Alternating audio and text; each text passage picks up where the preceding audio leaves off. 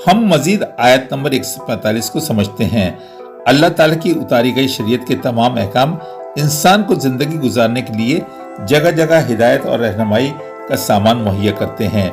ये काम करना है, ये नहीं, ये हलाल है तो ये हराम। इस दायरे में रहकर जिंदगी गुजारोगे तो अल्लाह और उसके रसूल के अहकामात की ताबेदारी होती रहेगी।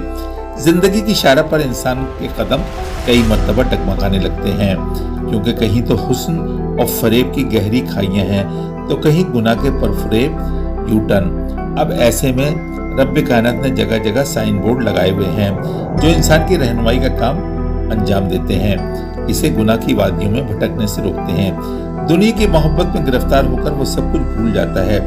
माल और औलाद की मोहब्बत इसे अल्लाह के अहकामात से गाफिल कर देती है, मगर असल कामयाबी उसी की है जिसने अल्लाह के अहकामात को अपनी जिंदगी का नस्बुलैन बना लिया।